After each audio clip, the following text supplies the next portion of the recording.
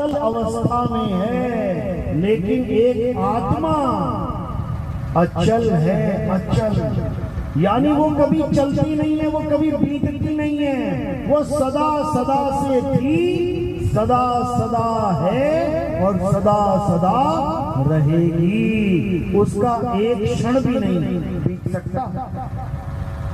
उसकी भक्ति करनी है, और उसकी भक्ति करने से फायदा क्या होगा? जैसे देवताओं की भक्ति करने से क्या फायदा होता है? लोग फायदे गिनते हैं आजकल, कहते हैं जी मनोकामना पूरी हो जाती है। अच्छा, मनोकामना पूरी हो जाती है, अच्छी बात है। और क्या फायदा है? देवी देवताओं की पूजा करने से हमें स्वर्ग मिल जाएगा। अच्छा जी, बहुत अच्छी बात है। और क्या फायदा है? और तो पता नहीं जी, दुनिया का काम बन गया और मरने के बाद रहने का इंतजाम हो गया। ये दो ही चीजें, और क्या चाहिए? गीता क्या कहती है? अध्याय 7 20वां श्लोक, हे अर्जुन, मेरे अलावा यानी आत्म देव के अलावा, आत्म तत्व के अलावा अगर कोई किसी की भी पूजा करता है, किसी भी देवी देवता की पूजा करता है और उसे कोई फल मिल भी जाता है, तब भी वो ज्ञानी पुरुष नहीं है, वो अज्ञानी जीव ही है। क्यों? क्योंकि उसे प्राप्त हुआ फल सीमित और क्षणिक है।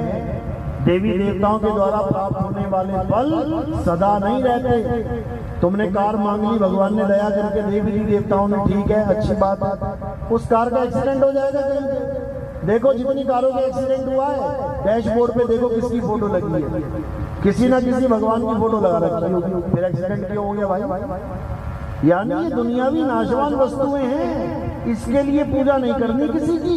ये तो तुम्हें बिना मांगे मिलेगी, बिना मांगे तुम्हें सब कुछ मिलेगा जो तुम्हारी किस्मत में है, और मांग कर भी वो नहीं मिलेगा जो तुम्हारी किस्मत में नहीं है। सिंपल सा फार्मूला है। अगर भगवान की भक्ति से दुनियावी चीजें मिल जाती तो बताओ किसके घर में आज हेलीकॉप्टर ना होता? सारी मांग के बैठे, पैसा दे दो, पैसा दे दो, पैसा दे दो। सारी उम्रें बीत गई, दादा परदादाओं की उम्रें बीत गई, लक्ष्मी जी की पूजा करते हुए क्या हुआ? अशरफियों की बारिश हो गई। क्या हो गई किसी के घर में?